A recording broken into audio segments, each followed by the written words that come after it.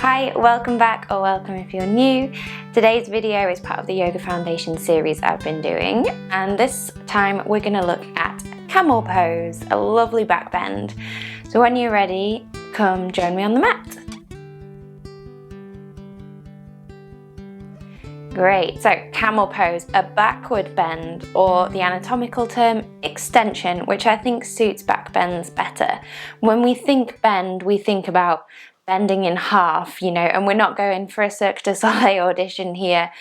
What we're trying to do is actually extend up and slightly back. So the movement of the spine is extension, forward fold would be flexion. So when we're doing a back bend, we're often working with strengthening the back muscles and lengthening the front muscles. So this is where language can become a bit of a hindrance sometimes in a yoga practice, because the word bend, to bend back, makes us think of the spine folding backwards. We've all seen, I'm sure, those amazing contortionists who can get their feet onto their head. That's not what we're trying to do here. What we're trying to do, as I say, is create strength through the back of our body and length through the front of our body.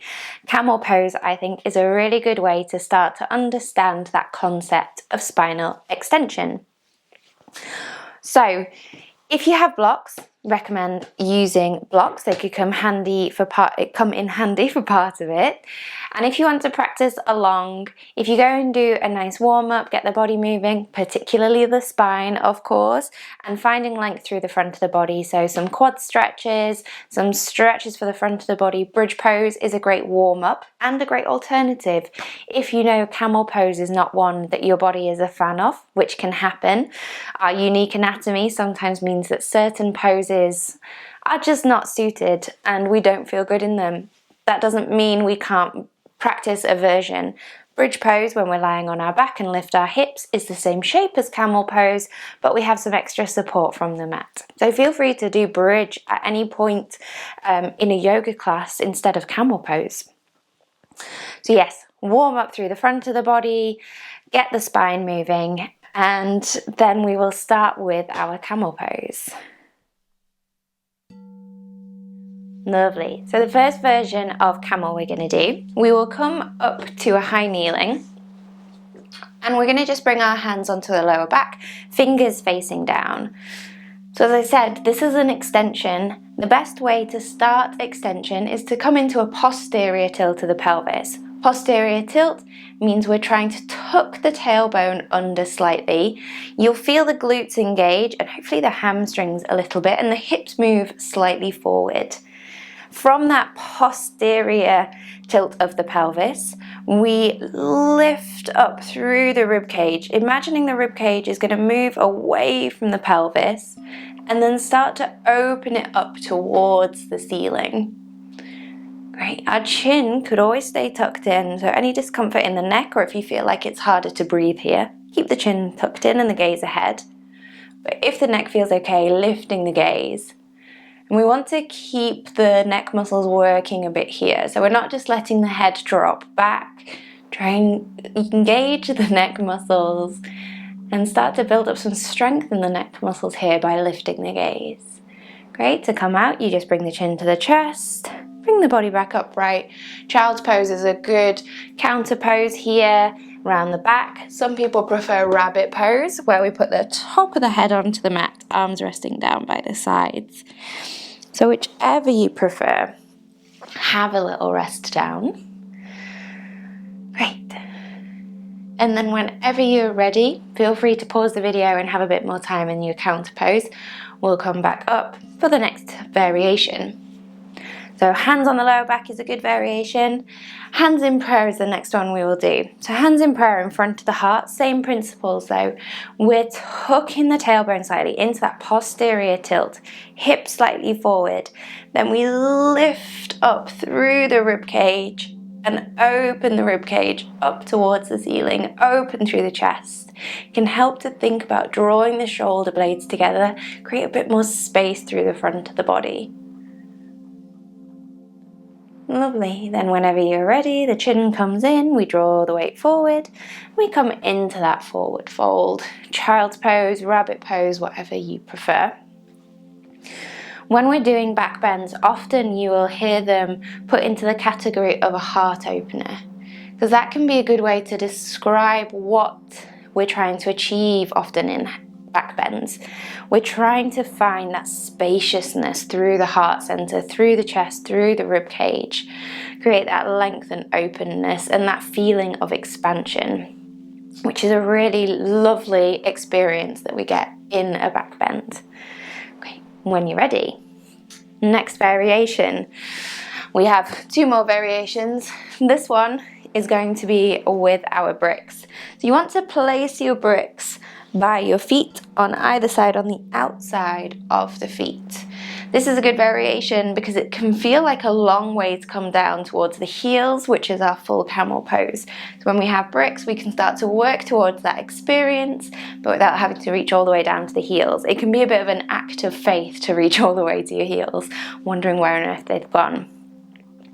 What I recommend here is that instead of trying to come into this all the way from that back bend position, which, as I say, can become a bit of an act of faith as you send the hips forward and reach back, and often results in us feeling a lot of compression in our lower spine. What I recommend is to work on a bit of strength through the front of the body as well.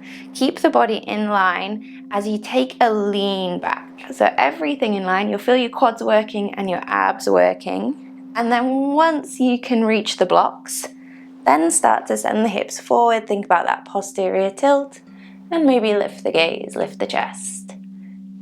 Great. To come out, the chin will come towards the chest, the hips will come back, and then we bring ourselves up. If you've practiced that along with me, you'll feel that the quads have worked hard to achieve that. That's a great thing to do just as a quad strengthening exercise, that lean back and forward.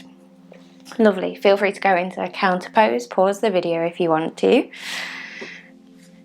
With those blocks, you can start to lower them down, send them onto the other side so that you're reaching a bit further, or moving the blocks out of the way and we'll reach for the heels.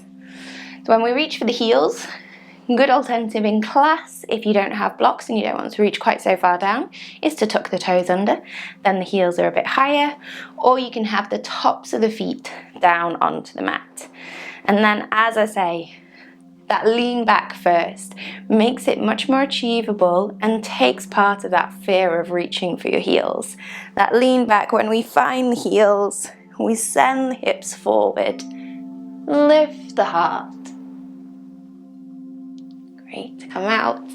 Again, chin to chest, bring yourself up, and then into your counter pose. A couple of notes on back bends. You may find they sometimes make you dizzy. Don't worry if that's the case. I recommend working a bit more on strengthening your back rather than working on the flexibility. Having that strength will help support you and hopefully reduce the dizziness in the back bend. For a few of you, like me, you may find that your body is just a little less comfortable in back bends. If you have more of an anterior tilt like I do to your pelvis, it can feel a bit harder to come into a back bend because we're having to move further to get into that start position for the back bend. Don't worry if that's the case. Adapt the poses, make sure you feel comfortable in them, because if our nervous system feels good in a pose and we enjoy being in the pose, we're more likely to work on it. If you're pushing yourself towards an extreme version of it and your body's going, oh, I'm not very comfortable in this, we're less likely to want to spend time there. And I always say, the version of the pose you're willing to spend time in is the most beneficial pose for you. So adapt, always adapt things to suit your body. Well, I hope you enjoyed that. Do leave me any comments. Let me know how you got on. Please subscribe to the channel. I really appreciate it. It makes such a big difference when you're such a little channel like me. And I will see you here again soon. Om Shanti.